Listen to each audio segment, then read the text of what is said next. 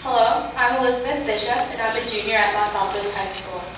I traveled to Nicaragua with ODFL last year, and I was absolutely shocked by the vast differences between the United States and Central America. I had only a rudimentary Spanish vocabulary, a 4-day supply of mosquito repellent, and a somewhat half-baked desire to make a difference, making me completely unprepared for the challenges of building a classroom in Nicaragua.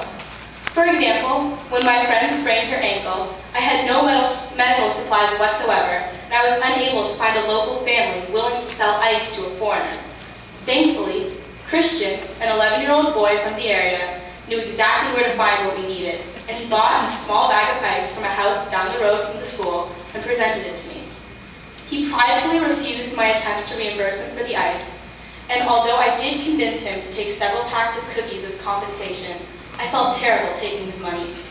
Christian had to drop out of 5th grade last year to work and was employed by the construction site, building a classroom right outside a school where kids his age were being educated. I want Christian to be able to go to school, and perhaps, with ODFL's new finished classroom, his family will reconsider his education. Christian wasn't the only kid working side by side with us as we constructed the school.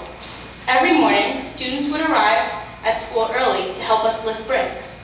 Each child, some of them just 6 years old, would stack bricks on their shoulders and insist on carrying them through the rainforest to the construction site. Often, we would tell them not to carry too many, not to dirty their uniforms, and not to be late for class, but they wouldn't listen and would grab more and more bricks. They wanted a new school so badly, and they wanted to help with its construction. These kids are my inspiration. Antonio, the shy one, Ivan, the one with the baseball cap who lived with his cousins because he did not have parents, Arvine, the friendly one with the big smile, and Christian. They are the reason why I love ODFL, and they are the reason I'm speaking today. By each giving $1, 10,000 American high school students, just like me, helped these kids build themselves a new classroom and presented them with greater opportunities for their futures.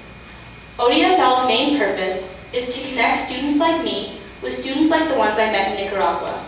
Not only did ODFL provide my friends in Nicaragua with a new classroom and improved education, it also granted me the opportunity to make a feasible difference and showed me that anyone is capable of creating change. Since returning, I collected over 500 pounds of Legos to send back to the Nicaraguan classroom and several other ODFL-sponsored schools. ODFL and Mr. Freeman have helped me fulfill myself and introduce me to my greatest inspiration, the students of Nicaragua. These kids motivate me to put aside my own insecurities, to talk to people like you, in order to help them create better lives for themselves. I am so grateful for ODFL and Mr. Freeman. They have changed my perspective of the world and given me a purpose to my life. And now I believe that we will be watching a short video summarizing some of ODFL's projects.